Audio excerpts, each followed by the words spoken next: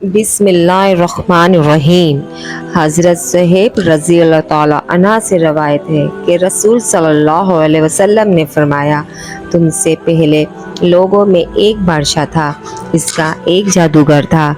जब वो जादूगर बूढ़ा हो गया, इसने बादशाह से कहा, अब मैं बूढ़ा हो गया हूँ, अब मेरे पास कोई लड़का भेज दीजिए कि मैं इसको जादू सिखा दूंगा।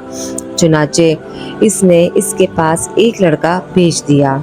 वो इसे सिखाने लगा जादू। जब वो लड़का जादू सीखने के लिए जाता तो इसके रास्ते में एक राहिब था। वो इसके पास बैठने और इसकी बातें सुनने लगा जो इससे अच्छी लगती थी। जब वो जादूगर के पास आता तो राहिब से गुजरते हुए इसके पास बैठ जाता, और जब वो जादूगर के पास जाता तो वो ताखीर के सबब इसको मारता। इस लड़के ने राहिब से इस बात की शिकायत की। राहिब ने इससे कहा, जब तुम्हें जादूगर से डर लगे तो इससे कहना, मेरे घर वालों ने मुझे रोक लिया था, और जब घर वालों से डर लगे तो कह देना, मुझे जादूगर ने रोक लिया था। वो इसी तरह मामला चल रहा था कि इसी असना में इसका सामना एक बड़े जानवर से हुआ जिसने लोगों को रास्ता बंद कर दिया था। लड़के ने सोचा कि आज मैं पता चला लूँगा कि जादूगर अफजल है या राहिब। इसने एक पत्थर उठाया और कहा, ए अल्लाह, अगर तुझे राहिब का मामला जादूगर से ज़्यादा पसंद है तो इस जानवर को कत्ल कर दे ताकि लोग गुजर सकें। इसने पत्थर मारकर इस जानवर को कत्ल कर डाला और रास्ते पर से आने जाने लगे लोग। फिर वो राहिब के पास आया और ये बात बताई। राहिब ने इससे कहा, बेटे, आज तू मुझसे अफजल हो। तुम्हारे अल्लाह के यहाँ मकबूलियत का मामला वहाँ तक पहुँच गया जो मुझे नज़र आ रहा है। अब जल्दी ही तुम्हारी आजमाइश होगी। जब तुम आजमाइश में मुब्तला हो जाओ तो मेरी निशानदनी नहीं कर देना। ये लड़का मादर ज़ात, अंधे और पलबेरी के मरीज़ों को ठीक कर देता था और लोगों की तमाम बीमारियों का इलाज कर देता था।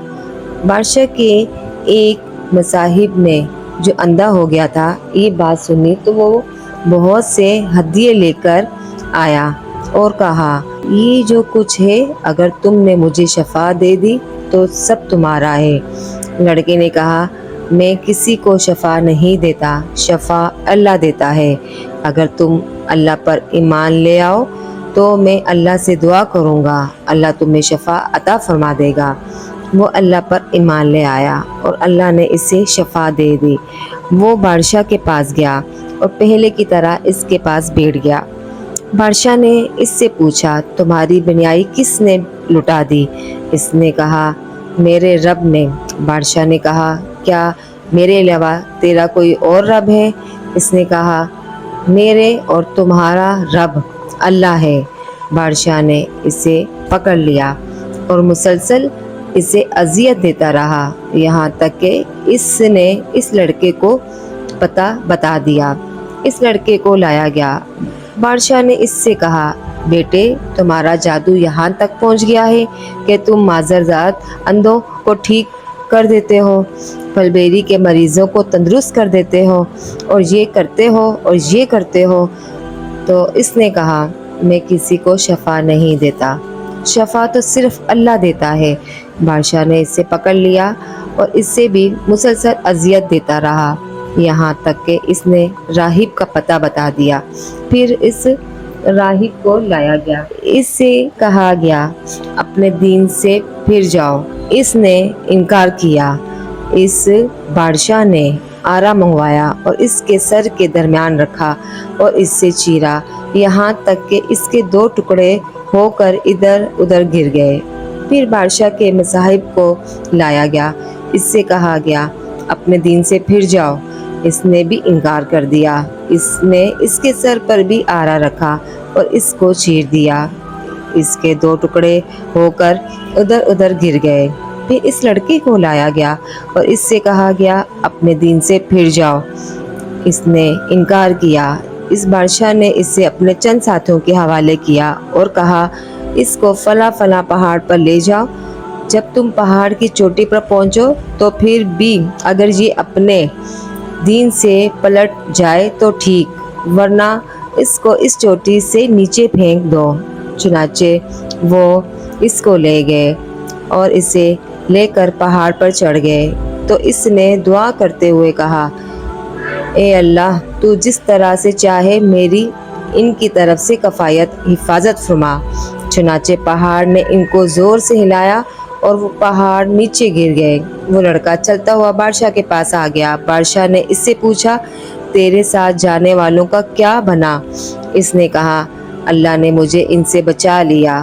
چنانچہ اس نے اسے اپنے چند اور ساتھیوں کے سپرد کر دیا اور کہا، اسے لے جاؤ، اسے ایک کشتی میں بٹھاؤ اور اس سے لے کر سمندر کے وسط میں پہنچاؤ۔ اگر یہ اپنے دین سے پھر جائے تو ٹھیک، ورنہ اسے سمندر میں پھینک دو۔